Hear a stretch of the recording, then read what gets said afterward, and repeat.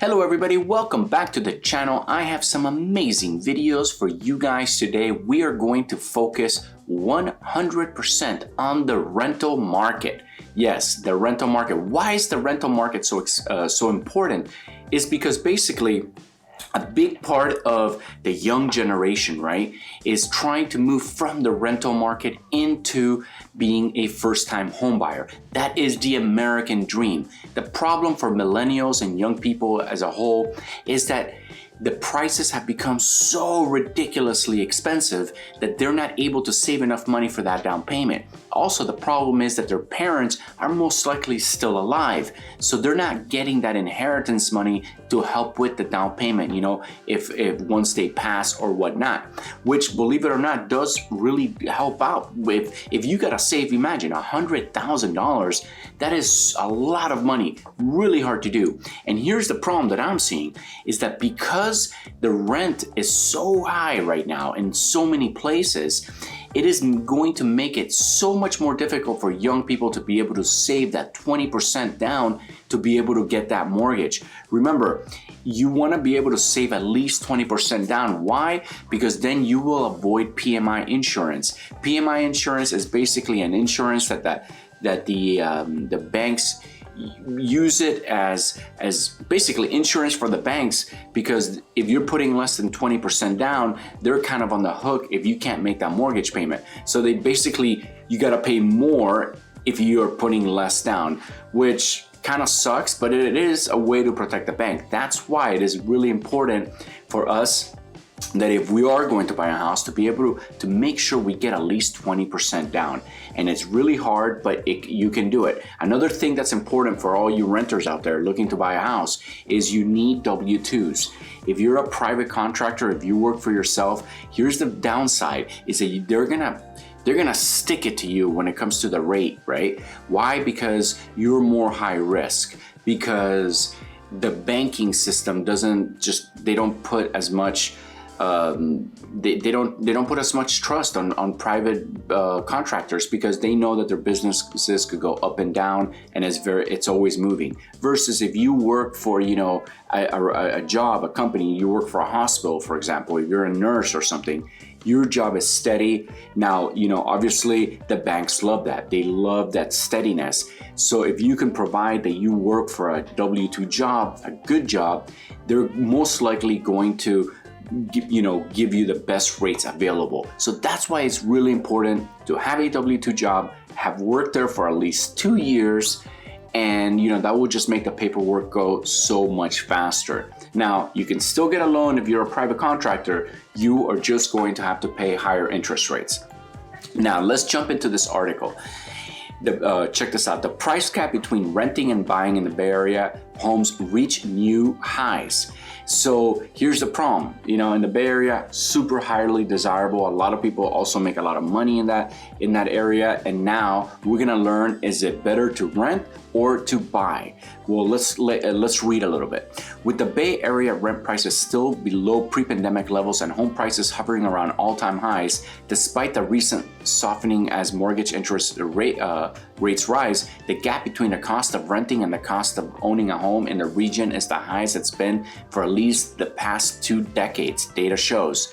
For what's more, that gap, called the price to rent ratio, is higher in the San Francisco and San Jose metropolitan areas than anywhere else in the nation, according to Moody's analysis. The last time the ratio reached nearly this high was right before the housing bubble of the early 2000s burst, presaging the Great Recession. Does this mean that it's better to rent than buy right now in the Bay Area? And given the high price to rent ratios are seen as possible indicators for a real estate bubble, what does this mean for when home prices?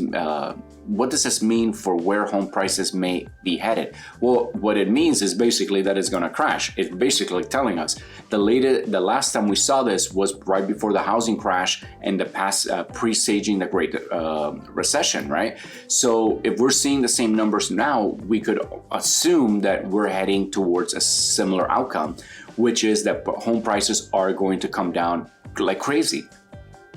San Francisco and the US price to rent ratios. Look at this. So across the United States, we do have This is where the line is, and look how much higher it is in San Francisco, which is unsustainable, right? How the price to rent ratio works. The price to rent ratio is a metric commonly used to gauge the relative cost of renting versus owning a house. The math works like this. Take the median home price in a specific area and divide it by the average yearly rent. So I did this in my neighborhood, okay? And my score came out around 18, okay? So I'm gonna say this one more time and pause it if you have to.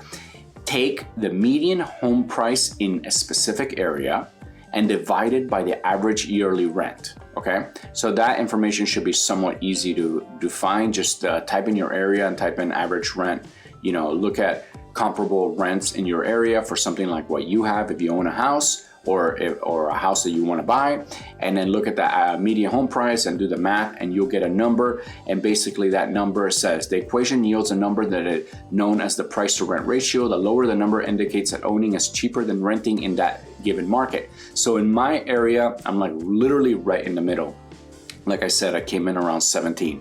A higher number signal that owning costs more than renting.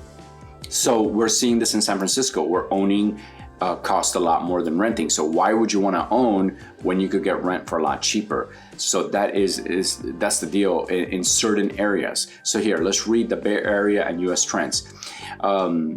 The ratio, let me see. In the San Francisco metro area, which includes San Francisco and San Mateo counties, the ratio stayed above 20 threshold for the entire period, data shows. San Francisco price to rent ratio has been far higher than the nationwide figure, double and sometimes even closer to triple to the US ratio. That is crazy. The US ratio ranged from the high 22.1 in 2005 to a low of 14.2 in 2011. Those figures bookending by the national housing bubble to ensuing crash. The most recent data from March 31st, 2022 shows the US ratio at 19.9, which is at the very top of the price to rent threshold range. So this is an indicator, guys. This is a huge indicator that if you're living in the Bay Area, you're going to see a big price drop in the housing prices, because again, it is clearly indicating that we're in a bubble. The lowest ratio recorded in San Francisco area during the period analyzed was 25.6, reached on June 2001 amid the bursting of the dot-com bubble during the pandemic. The ratio spiked to record levels, peaking at 58.8. That's insane, surpassing the previous high in the mid-2000s when home prices skyrocketed during the housing bubble that burst in 07 and 08. So things are, they're off. Things are off. Why are they off? Because we ended up printing too much money, and the coronavirus screwed literally everything up, right? They're super elevated prices, and right now, you know, here, let's read at the end. What do the numbers mean for you? For people making the call to rent or buy, the price to rent ratio should be just one piece of information informing the decision. One thing to keep in mind is that rent and home prices don't necessarily move in tandem. You could have an elevated price of price to rent if prices are rising faster than rents. You could have prices that might be falling, but rents are falling faster. So some of the dynamic is important here. Also, crucially, well, the ratio can indicate the relative gap between the cost of monthly mortgage versus the rent payments. It won't tell you which is actually more affordable for you, right? So again, it's a moving target, and it's kind of just an indicator. I mean, honestly, you don't have to be a genius to know that if you go here to the San Francisco area, if we go to the Redfin housing market data and we search down for San Francisco, you will know really quickly what you're looking at here. Here it is, San Francisco.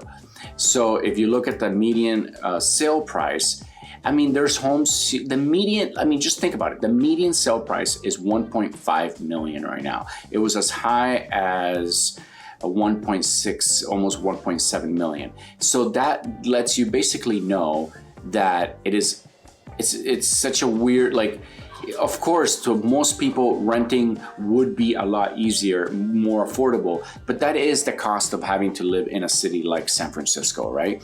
Because San Francisco offers a different experience. They're not gonna give you necessarily that American dream that you would get in other parts of the United States, where you could own a home, then go through like the normal life cycle that we have here. In San Francisco, is basically you're going to be renting because you get to live in the city, which is, to some people, they just absolutely love it, right? I mean, you tell me, how many people that live in New York actually own a place in New York, right? Not that many, right? Because New York is the type of place that people from all over the world want an apartment there. So if you're rich, if you're from Paris and you're super wealthy, yeah, you're most likely gonna have an apartment in New York, because that's just what rich people do. Keeping the prices elevated and basically pricing out the community out of the market. They won't be able to afford it. Now, if we jump over to this chart, guys, I will have a link of this chart down in the description. This kind of shows how the certain cities are just kind of crazy with the rent. San Francisco is pretty much the only one that's kind of like blue out of the whole map. But basically this shows how much rent has increased, and right now if you're in these red areas, it's probably like kind of crazy, because you have a combination of high prices for the homes, and now you're also competing with high rent, which is kind of like for me, in my opinion, it's a recipe for disaster. Look, Florida, Texas, all these places, got really hot during the coronavirus. The prices went up, and now basically rent is so far high, has gone so far high that it's going to, with added inflation, guys, think about it, okay? With the inflation where it is, it's only making things worse. People are just gonna be spending more money in trying to live, basically, right? So I see that as a problem.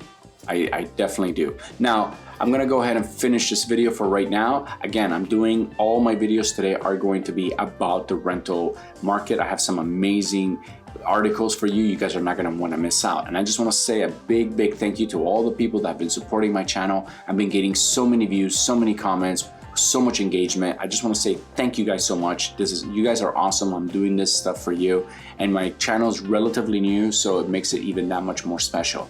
Now, if you guys are not subscribed, just don't forget to smash that subscribe button and go ahead and like and leave a comment. Thank you guys so much for watching. I love you guys, and I'll see you on the next video.